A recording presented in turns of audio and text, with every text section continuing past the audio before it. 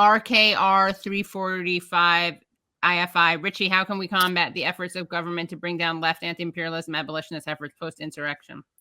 Yeah, that's a really good question, and we're seeing that right now, unfortunately, with this insurrection, riot, whatever it is that you want to call it. It's not a coup. I'm sorry. I'm firmly in the camp that it's not a coup. But you know, what we're seeing right now is, you know, we're seeing a bipartisan effort right now to clamp down on freedom of speech right now, right? So, you know, a lot of the I guess justification or rationalization for it is, oh, we need to stop these you know, white supremacists from having a voice, right? And you know, I know it's a tough thing to hear, but you have to think about, you know, for every one white supremacist that gets canceled or banned off of social media, they're gonna cancel or ban 50 to 100 leftists, and they're gonna do it quietly, you know, without, you know, much fanfare, right? So when Trump got banned off of Twitter, for example, you know, a lot of people, including, you know, progressives, right, were you know, clapping and you know, enthusiastically supporting this, not realizing it's going to come down 1,000 times harder on the left, right? So as we start, you know, advocating for you know, what are considered radical positions in America, which is abolition, anti-imperialism, you know, defunding the military-industrial complex. You know, I'm somebody who's strongly in the camp that I want to abolish the CIA, I want to abolish the FBI for their roles in destroying left movements in America and around the world, right? So when you start talking about these things and you start educating people on the role that these, you know, three-lettered organizations have played in destroying left movements, right?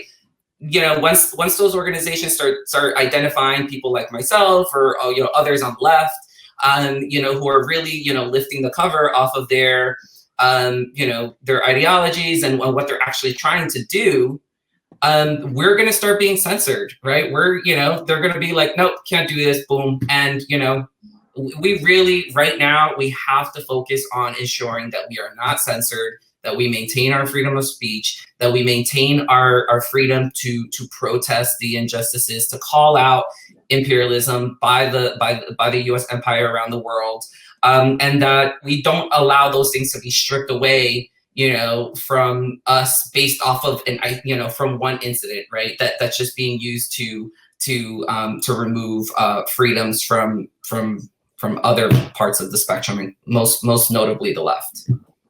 You know, one of the things I was calling for today, not to push back Richie too much, but I was saying for every journalist out there looking for a story, not to interview the Boogaloo Boys that were outside of the state capitol. They have enough press, they have enough of a voice.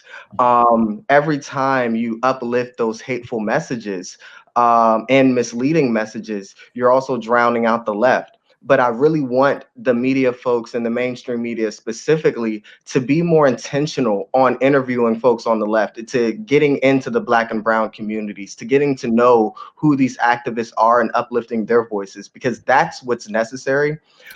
Too many cable news shows try to have this both sidesism that really just defeats the purpose of what free press is supposed to be.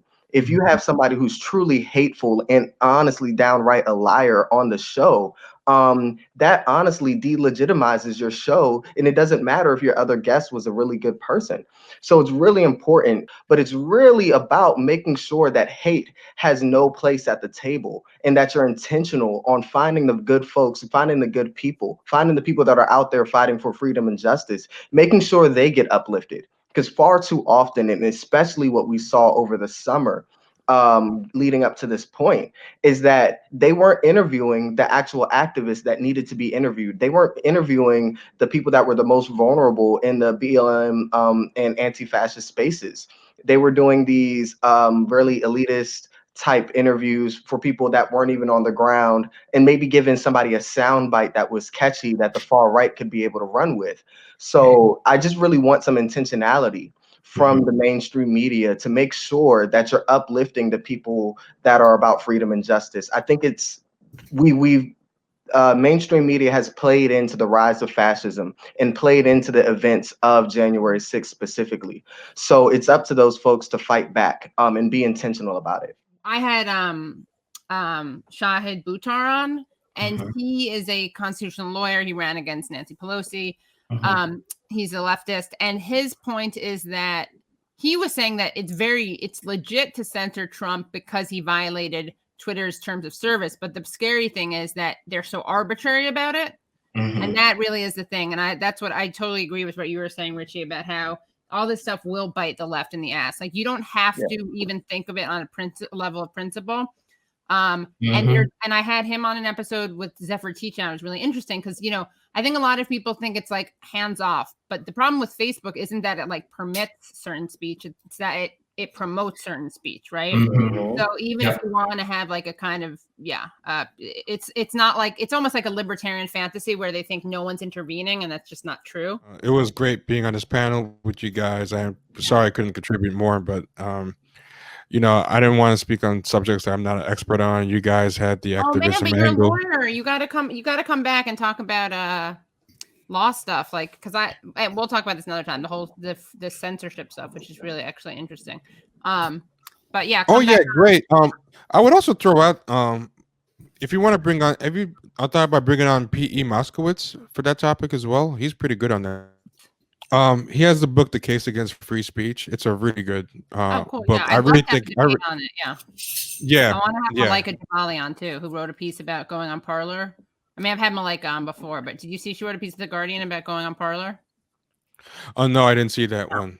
Yeah, but but he gave me a very I mean, I think he had a very paradigm shifting book as far as how to think about free speech in a way that I think is very informative. I'm a big fan of it. There's some P.E. Moskowitz, The Case Against Free Speech. I'll try to put you guys in touch. I think it'll be pretty good.